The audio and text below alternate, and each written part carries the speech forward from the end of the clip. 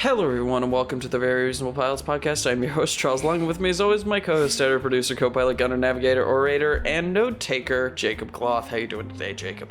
I am swell. We're good here. All right. Are you a note-taking boy? Yeah, I just told you I didn't have a lot for this episode, which was just a complete lie. More than I had for the last episode. The last episode ran an hour and 10. Yeah. So I'm gonna run through this a little quicker because there's a lot of words, and I don't want to bore everyone. But this is, as every week we come up with new TV show ideas and pitch them to you in all their glory. To me. Or, well, to them too, No, not to them. To these people, no. Okay. Well, it's we do what we do. We don't have any NBC producers listening. We might. We might? I don't know. Probably not. Probably. I don't think so. Well, we could. Maybe James Gunn's listening. James Gunn? Yeah. I'm pretty sure he's busy.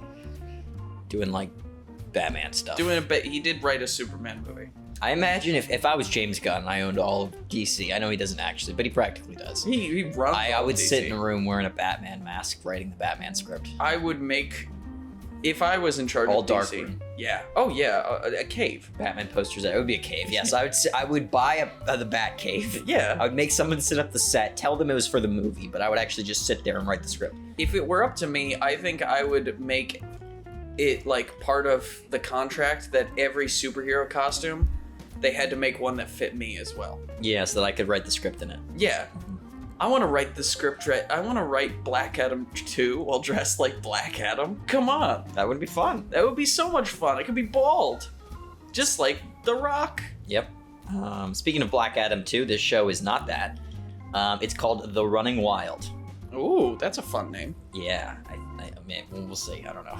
It's a fun name, even if it's not a fun show. Yeah, even if it's not sad. a fun show. It sucks. It's a terrible show. Okay, it's about a group of cave people discovering that the world isn't quite right. So this is new for us. Primitive times. Yeah, caveman times. We haven't done this. So it's set in a wild jungle in the dinosaur era, but not just dinosaurs. A lot of weird kind of alien-looking creatures. Yeah. And not just alien creatures, there's mythical sort of stuff like dragons and shit. Can I guess? What? That it looks like Neanderthal times, and they're all cave people, but in actuality, it's a post-apocalypse, and the world's ended centuries ago, and it's gone back on itself. But it ended because of magic, and there's magic everywhere. There is no magic. You said there were magical creatures. Mythical creature. Okay. There's dragons. Okay, dragons and unicorns. There's no and shit. magic. Okay, sorry. Sorry, everyone. Okay. No magic, only dragons. So, who are we following? We're following Mert, Cora, Drock, and Suri.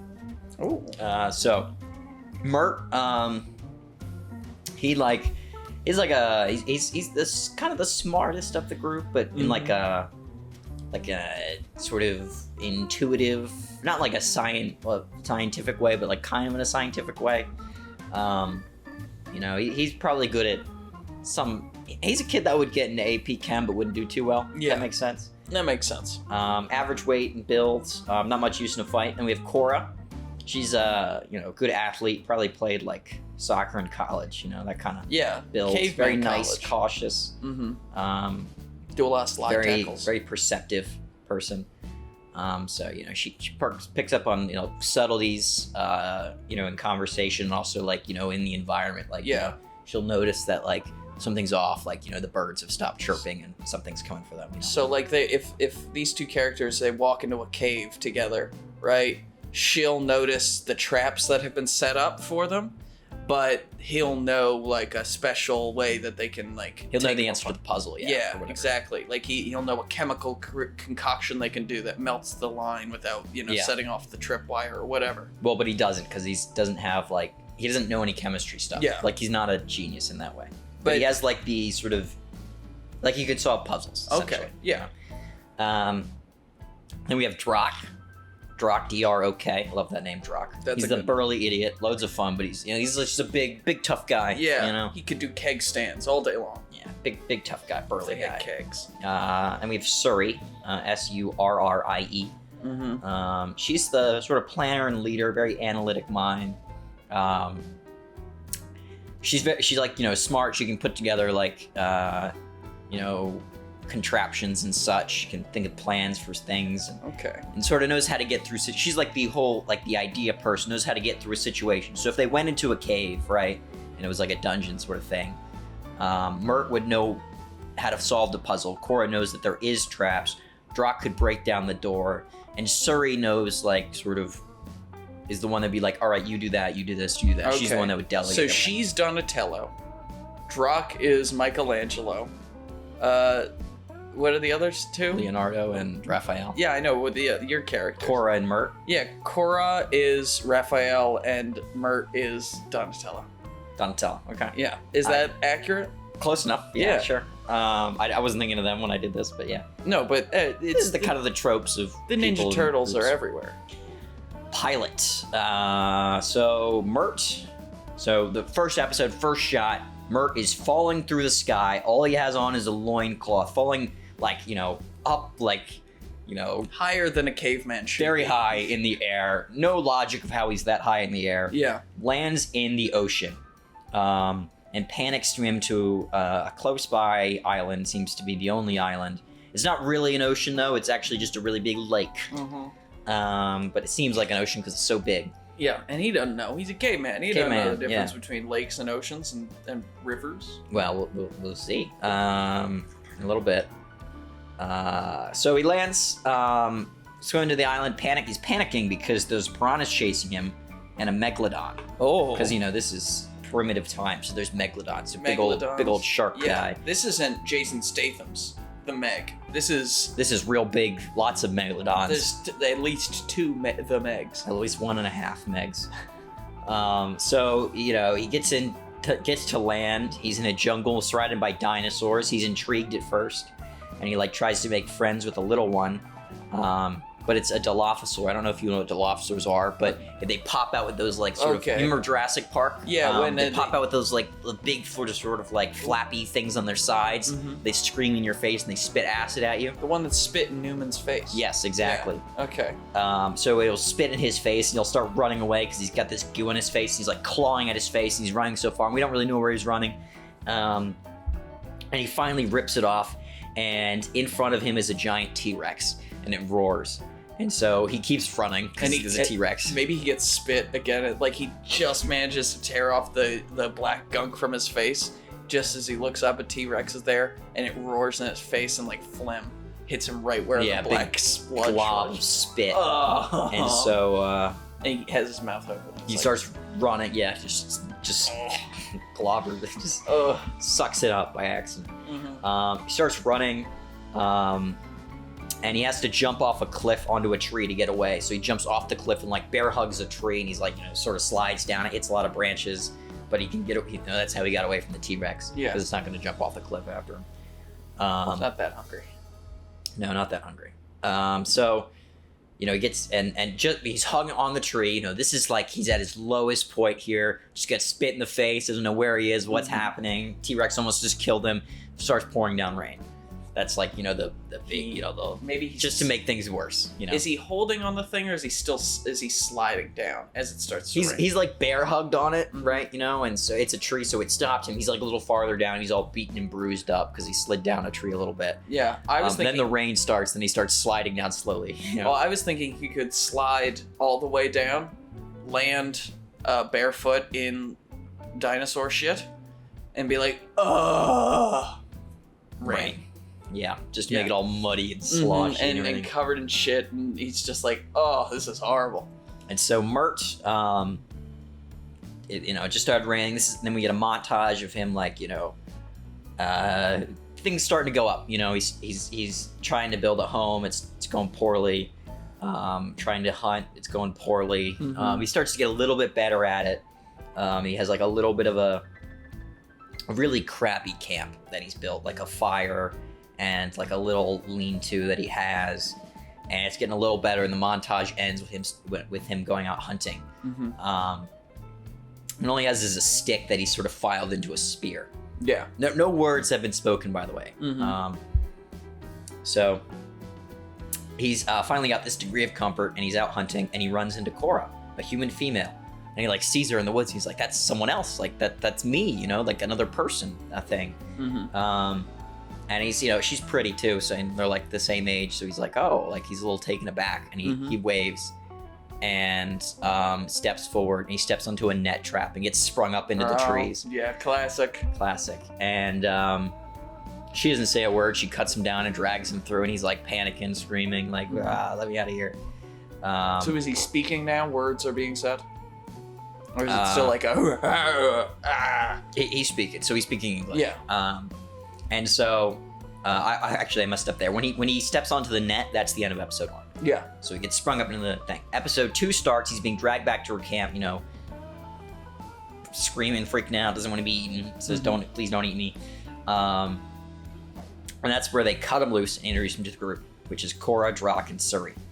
And they they start talking. They all have no idea where they are, who they are, and how they got here. They remember basic ideas of 21st century civilization, but don't remember anything about their lives. So, they remember, who the president was.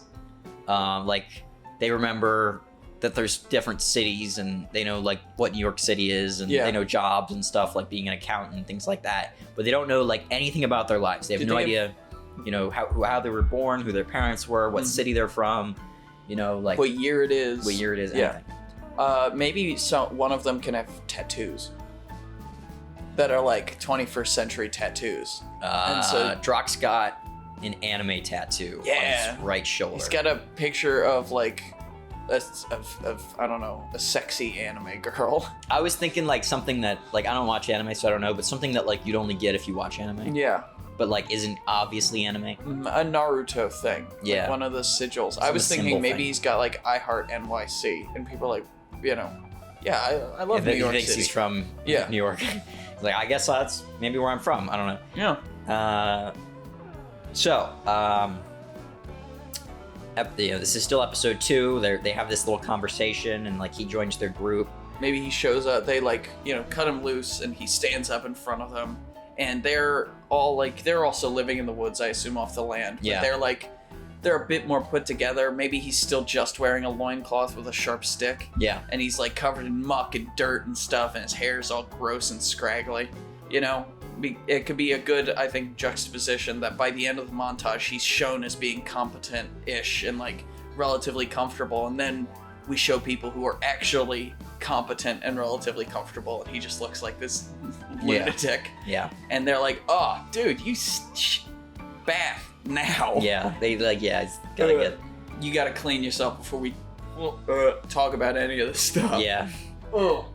And so he's washing himself, and it's oh my god, this is way nicer than my camp. So Cora's kind of showing him the ropes. They're kind of becoming close friends. Drock teaches Mert to build a better house. Yeah. Suri kind of doesn't really like him at first, but starts to grow on him when he gets her favorite fruit. So she likes this fruit that's hard to get. Maybe it grows on top of this cliff that's a little dangerous. Maybe he has to climb up there, and there's a T-Rex, and he knows his tree trick to jump on the tree. Or maybe he's got a sling, because he's the smart one, right? Okay, okay. So he could build some sort of a sling contraption, get the fruit down, and that could be a good way of showing his skill. Yeah, okay, I like that. So, he gets that fruit, so she starts to like him. And she teaches him how to sort of cultivate, or what's sort of animal husbandry sort of things, so how to tame sort of animals, get them to like you. There's some animals that are kind of indifferent to humans, and they'll help you out.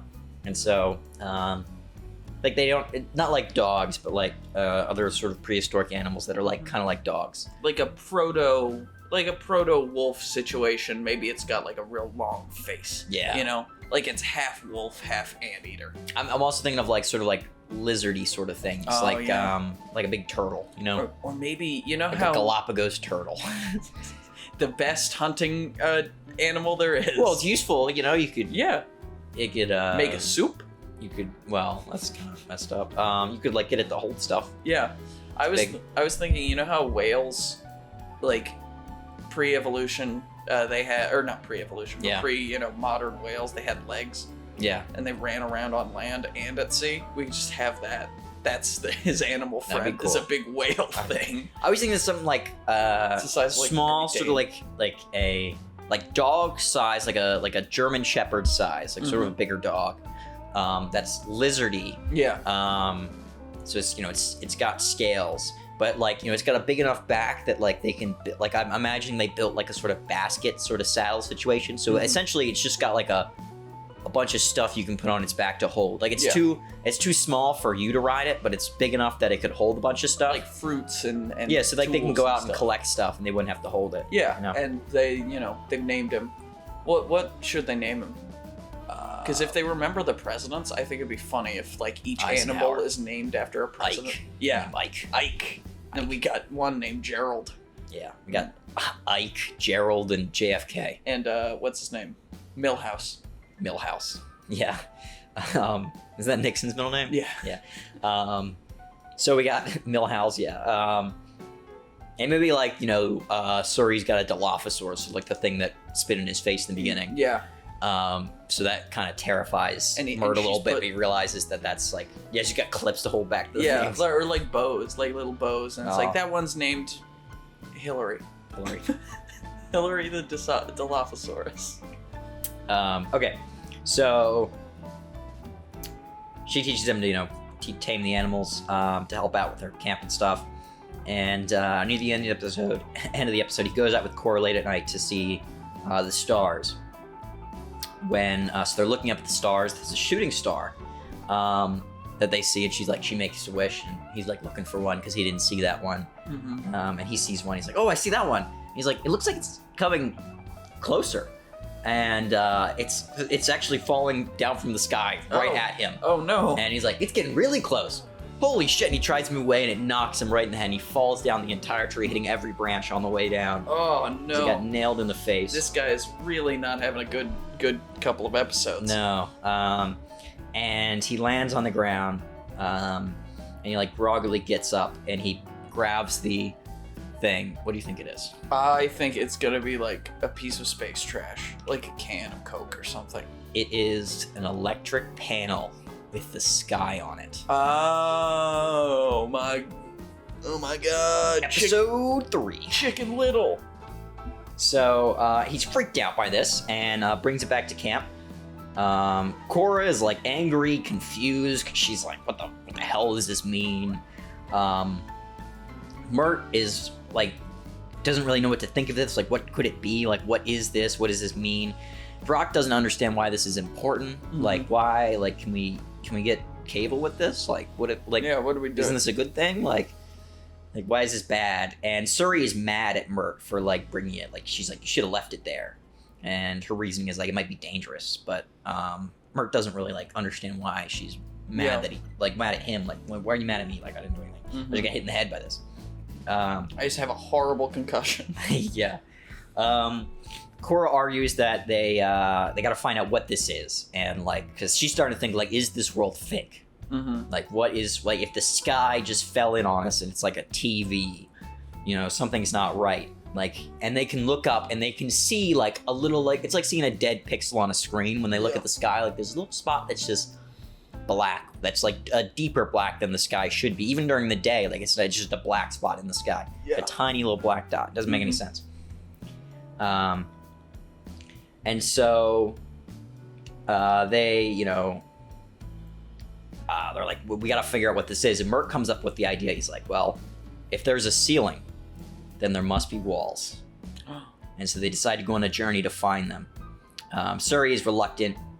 She doesn't want to leave camp. She wants them to stay where they are. She thinks like, we should just stick with what we got. Like, it could be dangerous out there. It's really, traveling in this world is dangerous. Like, we're in the one really safe spot of this. It's also the dinosaurs. Island. What would we do without? What are you gonna get Milhouse to do? You gonna get him to walk with you all across the world? Die? Come on, look at him. He's such a good boy. Yeah. Hello. Good little boy, Milhouse.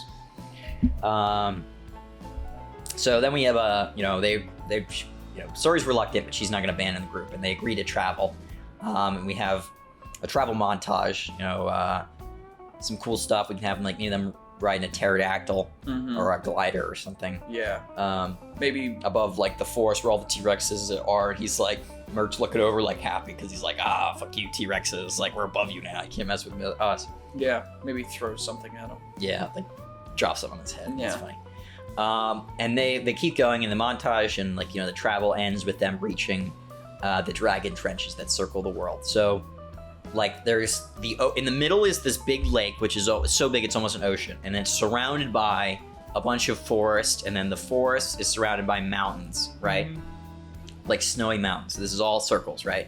And then on the after the mountains is like a big desert, and at the edge of the desert is a big canyon, a big trench that goes around the whole, a big circle that goes around the whole world.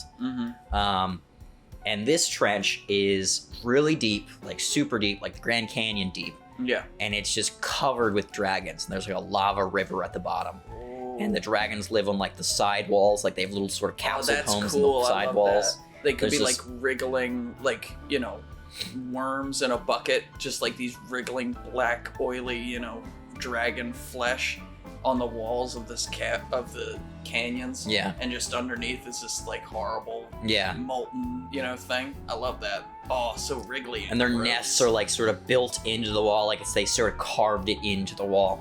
That's where like the eggs are and stuff. And they're, you know, they're just flying around. Some are like going out and up, but most of them are sort of in the canyon. And so this looks terrible. They get to the circle and they look down and like looks like the worst thing in the world. And everyone's like, even Drock's like, this ain't it. We're not doing it. You know, this is impossible. And Cora's the only one that's kind of like, well, maybe there's a way across. And she like looks over the edge. And the rest of them are like backed up because they're like, fuck this. Maybe we should go home. And she looks over the edge, and then a dragon swoops up and grabs her. Yeah. I was going to say either something's going to grab her, pull her down, or a dragon's going to fly up and knock her back or grab her.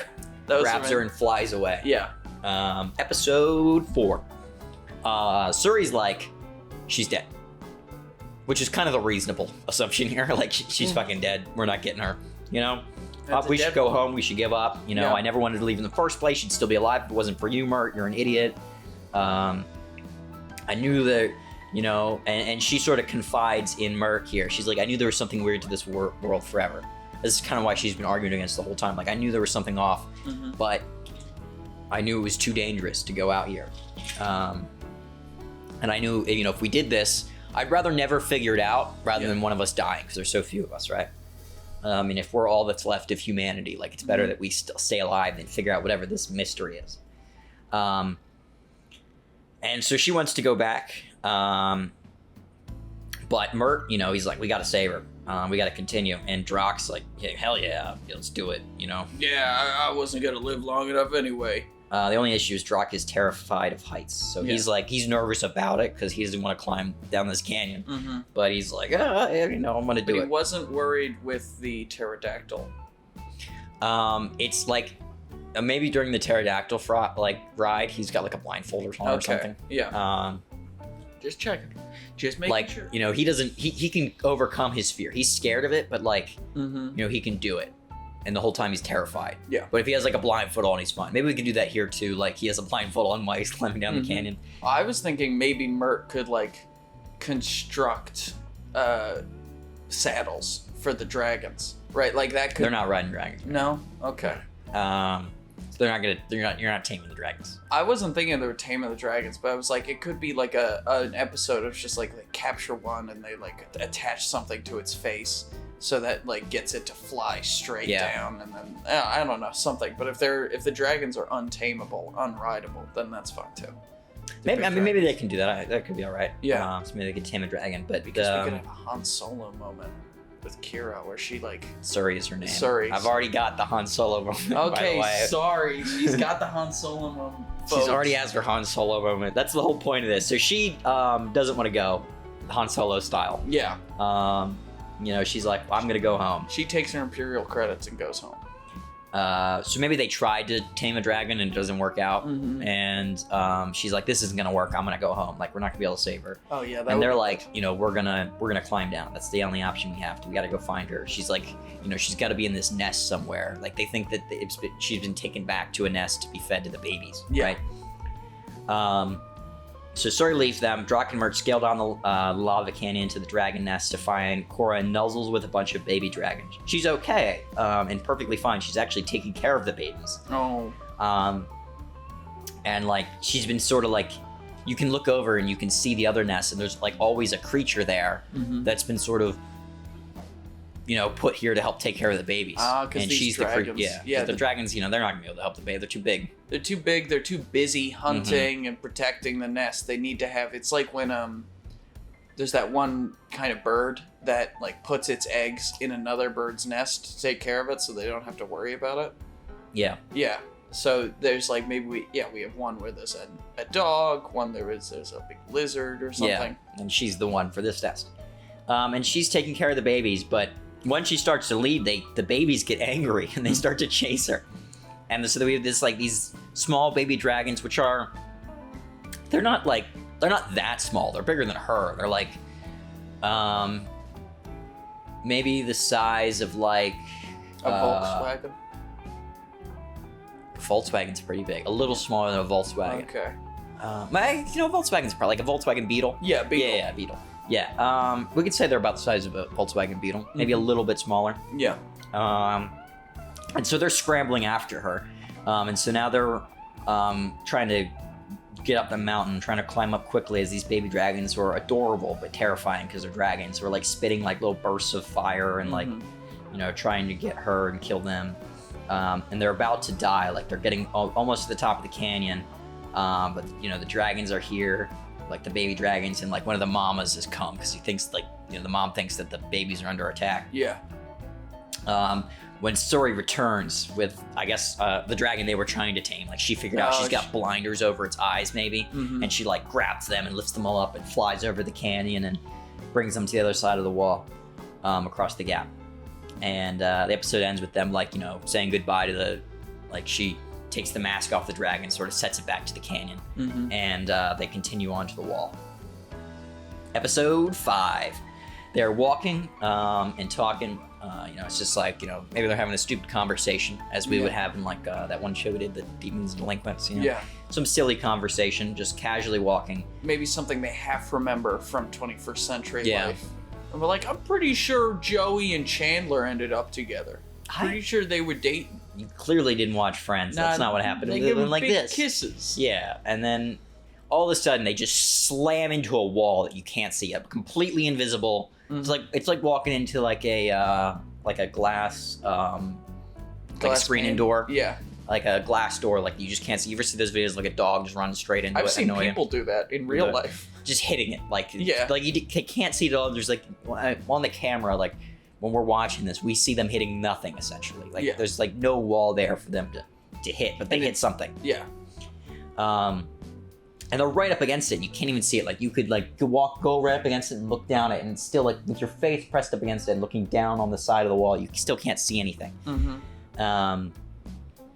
And they like trying to feel it around, trying to feel for like a bump or anything, but it's just like a smooth wall. Yeah. That you just can't see. And they're like yelling up at whoever is watching, you know, because now they think they're in some sort of like prison or something. Like they know that, you know, something has trapped them here, right? Maybe they're yelling up like whatever's, you know, stopping here, like let us out, like maybe they each have a theory as to what it is. Okay. And the theory can be just like their own like biases. Because Mert, Cora, Suri, and Drock. I think Drock thinks it's a game show. Drock thinks it's a game show? Yeah. Okay. Mert, I think, would probably think it's some sort of like psychological experiment. Yeah. Corey's the is Corey Cora, sorry. I know you can't. I'm bad with names. You know this. I'm bad with them. Yep. Jack. Cora, she's not the Han Solo one. She's the one that got captured. Yeah, Suri is the Han Solo. Yeah. Yeah, Cora probably thinks it's some sort of like a political thing. I don't know. Yeah. Like political prisoners or like some sort of. And Suri, she just wants them to go back, so Yeah. has no theory. She has no theory. So they slam into the wall, and they're banging on it, and Drock like punches it really hard.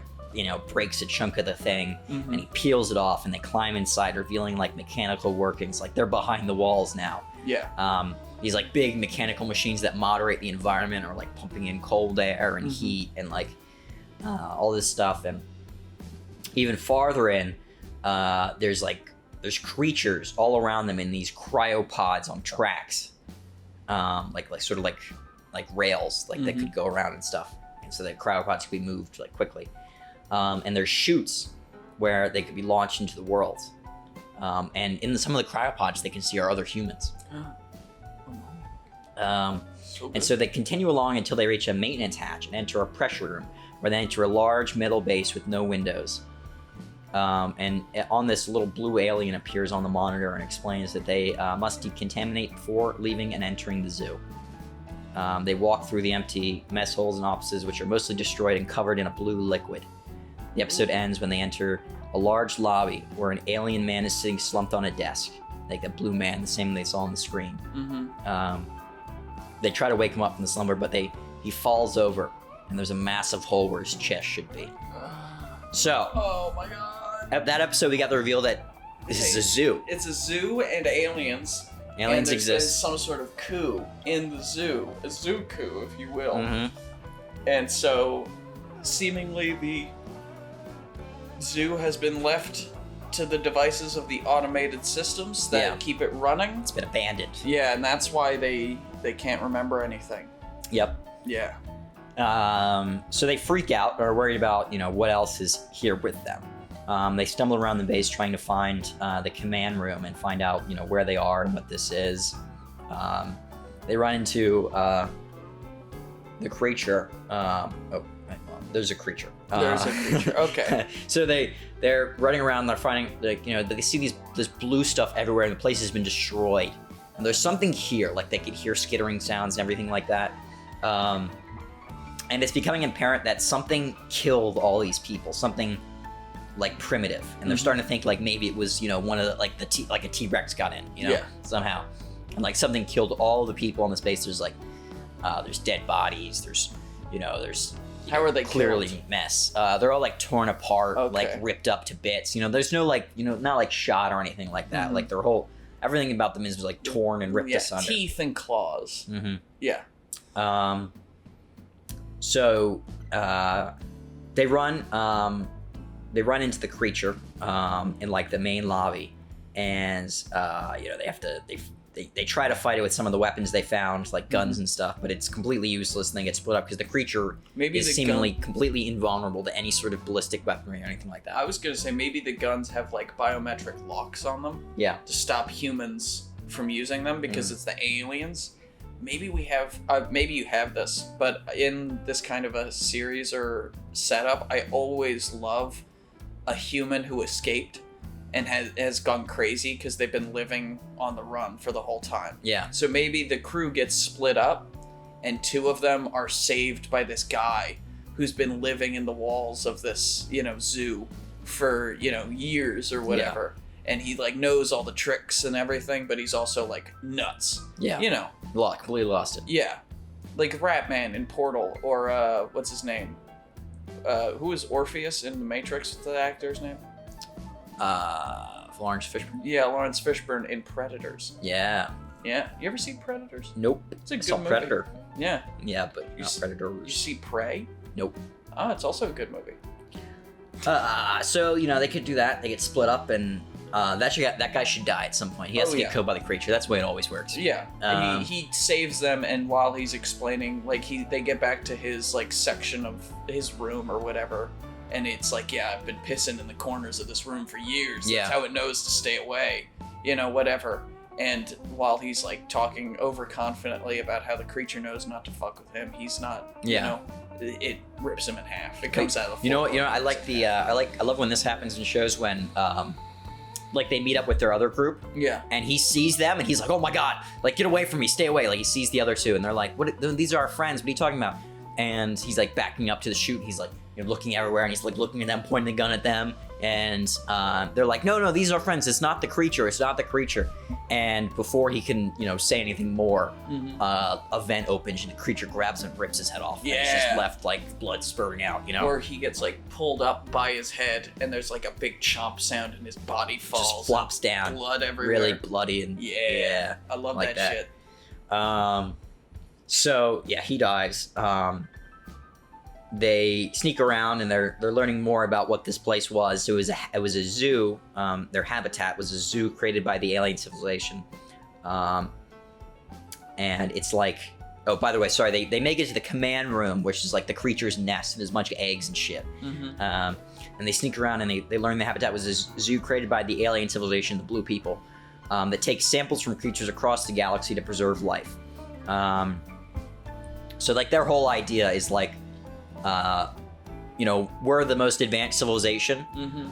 We don't want to like, you know, intervene with other people's growth and stuff, but just in case they fuck up, we're gonna take samples of people and preserve them so that we have like, you know, all, you know, like we can like Brainiac style, but like nice. not evil. Like they don't want to destroy them. They just want to like keep it all, you know, for safekeeping in case those civilizations die. Yeah. You know, like kind of how we protect endangered animals, kind of thing. Where we have like the, you know, who has the disease place up in the Alaska, I think it is, where they keep every known disease to humankind, like little for study and stuff like that. Yeah. And so, yeah, so they have, you know, it's all preserved life, but they themselves were extinguished. So, you know, the people that are trying to preserve everyone else thought to preserve everyone except for themselves. Oh, classic. So they were extinguished by a creature resistant to, you know, some sort of creature that, you know, infiltrated the facility and killed them all. So they, you know, they get there and they're like, this is rough. Like this creature's impenetrable to anything. Like I don't know how to fight it. And Suri's the one that has a plan. So episode 7, this is gonna be cool. This is the cool episode. Oh yeah. And this is also the last episode. So. Oh, is this the reveal where we get the reveal that one of them's evil?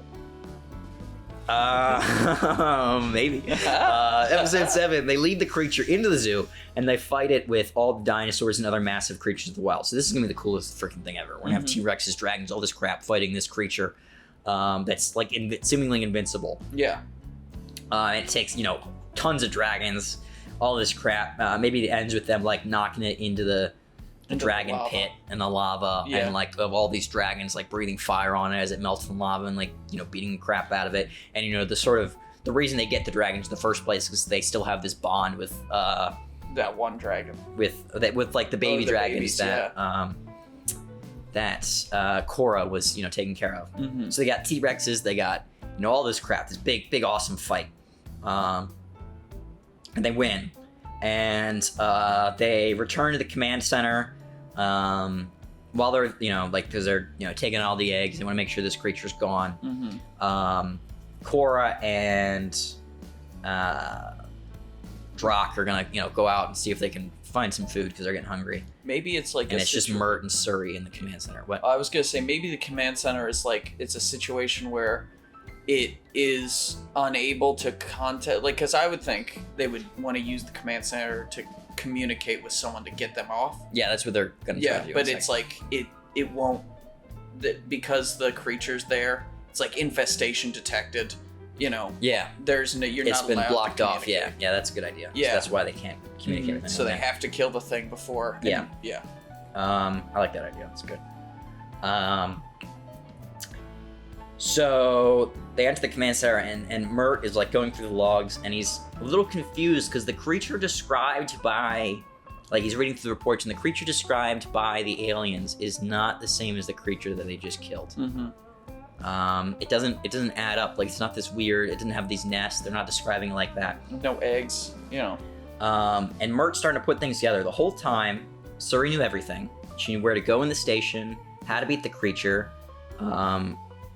And he starts to realize that she's the one who knocked them out of stasis because he can see the reports of when they got knocked out of stasis. And it was recent. It wasn't, you know, like all the creatures before, everything that was in that world had been there for a long time, and the humans were not part of that ecosystem. Maybe that's so we can have a reveal that's like infestation still present. Yeah, and you can see that they were knocked out of the out of stasis before, like after all the people, all the aliens died. Yeah. And he's starting to realize that she's been on the ship a lot longer than them.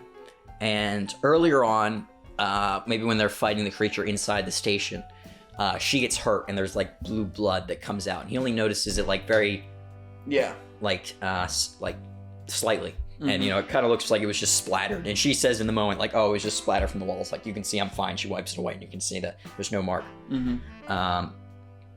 But it looked very much like she was stabbed at one point. But it was it? Because she's just fine. There's no mark. Yeah, she's no scar, nothing. And he looks at the log, the civilization logs, and the menace that wiped them out wasn't some invincible creature, but it was a shapeshifter who was the last of her species, and they refused to let it join their civilization because it was too dangerous. And they captured it from its, like, a sample of it before its civilization collapsed. And this species was like their species, like enemy, their great enemy in the galaxy. Yeah, it was like them versus them, right? And they had defeated that civilization and had captured a sample before they did, because they'd want, they have this whole idea of they want to preserve life. Maybe it's like a symbiote situation where it's like it survived. It's still, it's not just like, grown from the sample. It's still the same thing. It just survives in every single molecule of this creature has its intelligence. Yeah. Yeah. And maybe this is why that one human survivor freaked out, because he was actually freaked out about her. It wasn't the alien in the vents. That's just a coincidence. And seeing her put him off his game because he knew that she was alive and on the station. And so she smiles and she needs to knock him out. So I was going to say she straps a gas mask on and the room is flooded with gas, but it could be something else. And the last thing she says before he passes out is, "Thanks for killing the creature, but maybe next time. But maybe you'll stay on the island next time." And he passes out. And the next, cuts black.